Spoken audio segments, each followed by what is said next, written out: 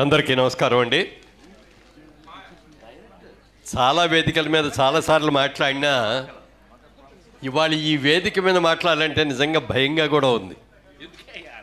ఎందుకంటే వచ్చిన అందరూ కూడా మనస్సు విప్పి ఎంత ఆత్మీయంగా మాట్లాడారు, ఎంత అనుబంధంతో ఎంత ప్రేమతో మాట్లాడారు. నన్ను చూస్తే ఒకళ్ళ నుంచి ఒకళ్ళు మాట్లాడేశారు. నేను ఇంతమంది ఎవరు చూసినా అందరూ అద్భుతంగా మాట్లాడేశారు, నేను మాట్లాడగలనో లేదో అని భయం వేసింది. నిజంగా నాకు భయం వేసింది. అందులో రాజేంద్ర ప్రసాద్ వచ్చినప్పుడు మరీ భయం అయిపోయింది. గణేష్ చూస్తే దుమ్ము దులిపెళ్ళాడు.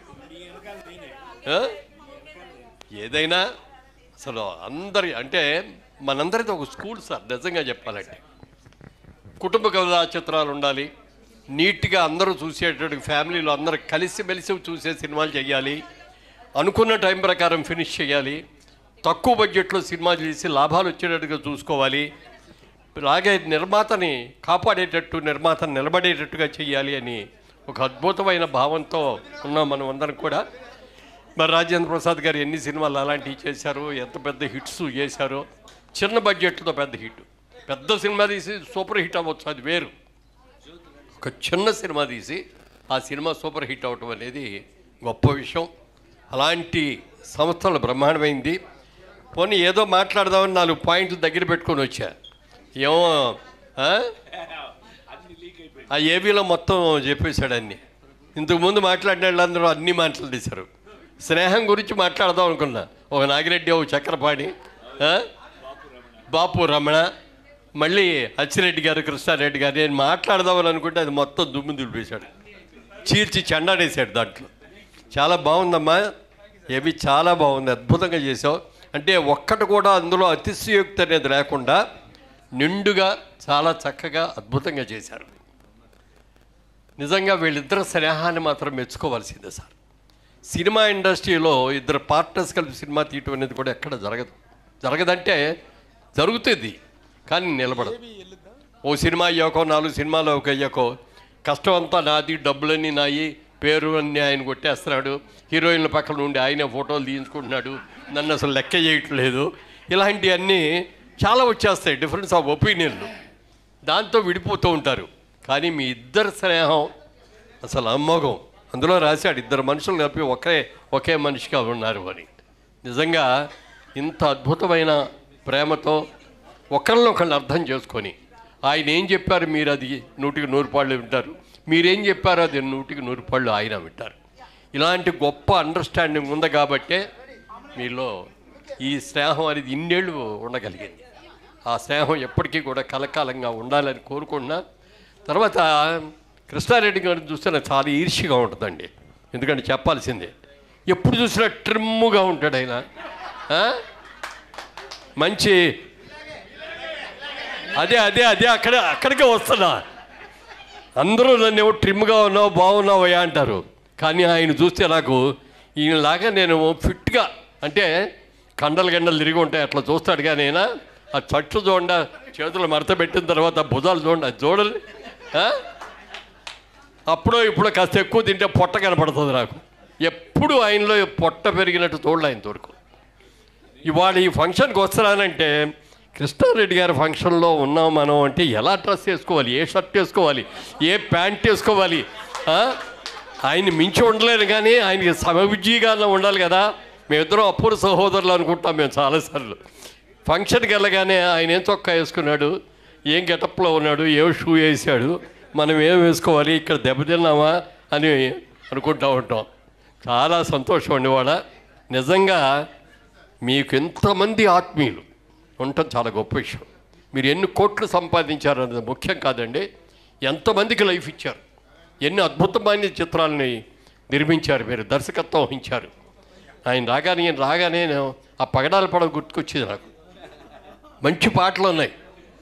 ఆ రోజున మాట్లాడిన దాంట్లో బిఎస్ రావు గారు మా ఫ్రెండ్ కూడా వచ్చి ఆయన ఒక కాళ్ళ దగ్గర నుంచి నాకు ఆ గ్రామ్ఫోన్ రికార్డు ఫోటో కూడా పంపించారు. అది మీకు కూడా పంపించాను. అద్భుతమైన పాటలు అన్నమాట. ఆ సినిమా రిలీజ్ కాకపోవటం వాళ్ళ దురదృష్టం, మన దురదృష్టం, మీ దురదృష్టం తెలియదు, కానీ ఒక మంచి సినిమాగా ఉండేది. ఏదైనా మళ్ళీ మా రాజేంద్ర ప్రసాద్ చెప్పేసి మీరు డైరెక్టర్గా అద్భుతంగా ఉంటారు, మీరు రండి. ఎందుకంటే దాసరి నారాయణరావు గారి తర్వాత మళ్ళీ అన్ని రంగాల్లోనూ ఇన్ని డిపార్ట్మెంట్స్లో యాక్ట్ చేయగలిగిన వ్యక్తి ఎవరు ఉండరు. అందాక దాసరి గారు ఆ మాట అన్నప్పుడు నేను కూడా ఉన్నాను. నాకంటే నువ్వు ఒకటి ఎక్కువ అయ్యా, నేను అన్నీ చేశాను కానీ మ్యూజిక్ డైరెక్టర్ చేయలేదు, అది నువ్వు కూడా చేసావని. మీకు మ్యూజిక్ నాలెడ్జ్ చాలా ఎక్కువ. మీ సినిమాలన్నీ చూస్తూ ఉంటే, మీ సినిమాల పాటలన్నీ కూడా వింటూ ఉంటే ఎంత అవగాహన అండి.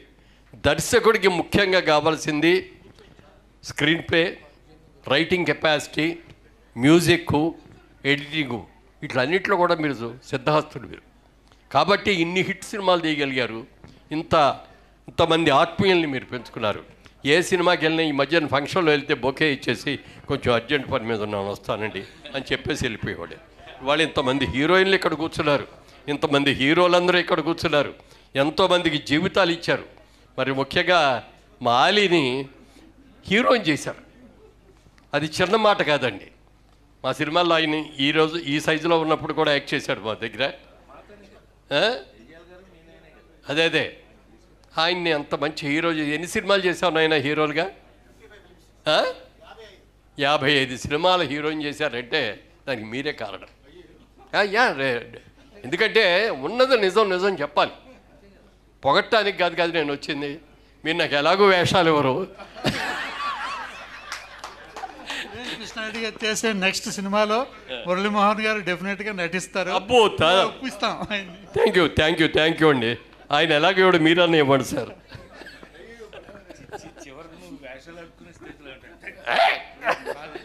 అంటే అలా కాదు, లెవెల్లోకి ఇవ్వాలి కాదు, ప్రేమ. సినిమాలో యాక్ట్ చేసిన తర్వాత ఇంకా లైఫ్ లాంగ్ సినిమాల్లోనే చెయ్యాలని ఆ తపన మనందరికీ, ఆ తపన. ఇవాళ డబ్బుల కోసం కాదు, ఒక మంచి క్యారెక్టర్ చేయాలి, ఒక మంచి డైరెక్టర్ దగ్గర చేయాలి. ఇప్పుడు ఎందుకంటే ఆయన భావాలు మా భావాలు చాలా దగ్గరగా ఉంటాయి. మేము తీసిన సినిమాలు, మా బ్యానర్లో మేము తీసిన సినిమాలు, మీ బ్యానర్లో మీరు చేసిన సినిమాలు చూస్తే చాలా దగ్గర సంబంధం ఉంటాయి. ఇవాళే వచ్చేటప్పుడు ఏదో చూస్తే కృష్ణారెడ్డి గారు హీరోయిన్లు ఎవరో కూడా పవిటి పక్క జారితో ఒప్పుకోడు అన్నాడు. నిజం కూడా అంతే. సంసారపక్షంగా ఉండాలి. కుటుంబంలో ఉన్న పెద్దలు, చిన్నలు, అక్క, తమ్ముడు, లేకపోతే అన్న, చెల్లెలు అందరు కలిసి కూర్చొని చూడాలి అంటే అంత నీట్గా చూస్తేనే చూస్తారు. కాబట్టి నా స్కూల్ కూడా ఇదే రండి. ఎక్కడ కూడా సెక్స్ అప్పీల్ అనే మా దాంట్లో ఇచ్చేది కాదు. ఏ డైరెక్టర్ తీసినా కూడా, నేను డైరెక్ట్ చేయలేదు కానీ మా డైరెక్టర్లు వచ్చిన వాళ్ళందరూ కూడా మా బ్యానర్ గురించి తెలుసుకొని వాళ్ళు కూడా ఇక్కడ ఈ వద్దులే అని చేశారు. మీ స్నేహం చిరకాలం కలకాలం ఉండాలని మళ్ళీ మేమందరం మీ దగ్గరికి వచ్చి 100 సినిమాలు ఫంక్షన్ చేయడానికి రావాలని మనస్ఫూర్తిగా కోరుకుంటున్నాను. Good luck sir, God bless you.